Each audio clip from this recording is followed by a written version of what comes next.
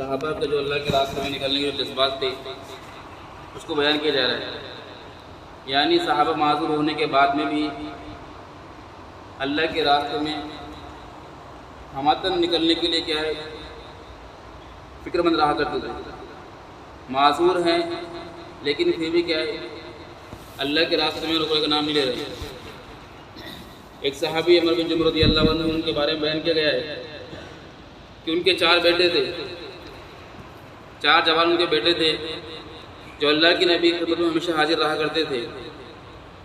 جب احد کا دن آیا، احد کا واقعہ پیش آیا تو وہ اللہ کے راستے میں نکلنے لگے. تو ان کے بیٹوں نے ان کو روکا اور ان سے کہا کہ ابا جان آپ معذور ہیں، آپ اللہ کے راستے میں نہ جائیں.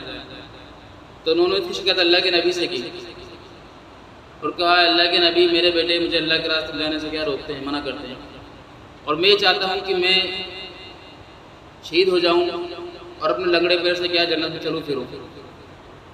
تو اللہ کے نبی نے ان کے بیٹوں کو سمجھایا. اللہ کے نبی نے ان سے کہا کہ آپ معذور ہیں، آپ نہ جائیں تو بہتر ہے. یعنی ایک پیر سے وہ معذور تھے تو اللہ کے نبی نے ان سے فرمایا کہ آپ معذور ہیں، اگر آپ نہ جائیں اللہ کے راستے میں تو بہتر ہے. اور اللہ کے نبی نے ان کے بیٹوں سے کہا کہ آپ اپنے والد کو اللہ کے راستے میں جانے سے نہ روکیں، ہو سکتا ہے اللہ انہیں شہید کا مقام دے دے، وہ شہید ہو جائیں. ایک اور روایت ہے ابو قتادہ فرماتے ہیں کہ میں خود اس کے اندر موجود تھا کہ عمر بن جمح اللہ کے نبی کے پاس میں آیا، کہا ہے اللہ کے نبی کہ اگر میں اللہ کے راستے میں جہاد کروں اور شہید ہو جاؤں تو کیا میرا یہ لنگڑا پیر جنت میں صحیح ہو جائے گا؟ تو اللہ کے نبی نے فرمایا کہ ہاں تمہارا لنگڑا پیر جنت میں صحیح ہو جائے گا. تو جب جنگ احد کا موقع آیا وہ جہاد میں گئے تو وہ شہید ہو گئے.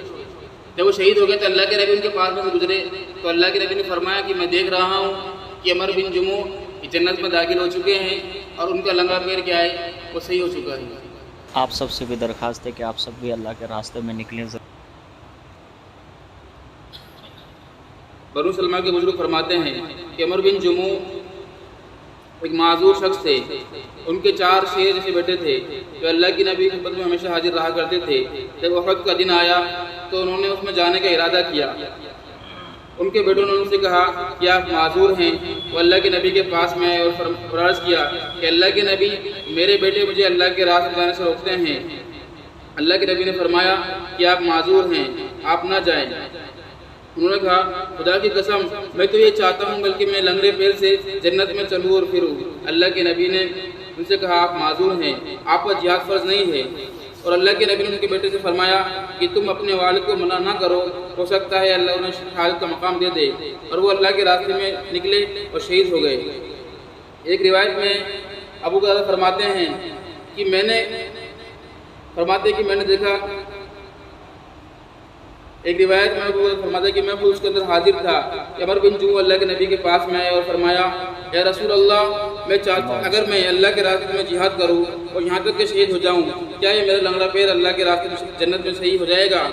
اللہ کے نبی نے فرمایا نعم، ہاں یہ تمہارا لنگڑا پیر شہید ہو جائے گا. فقتلوہ، اور وہ قتل ہو گئے احد کے دن، ان کا بیٹا اور ان کا ایک غلام.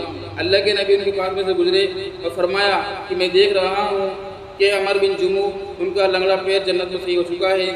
اور اللہ کے نبی نے حکم دیا کہ ان کو اور ان کے غلام کو اور ان کے ایک بیٹے کو ایک ہی گروہ میں دفنا دیا جائے. اللہ پاک ان کی دعا کی توفیق.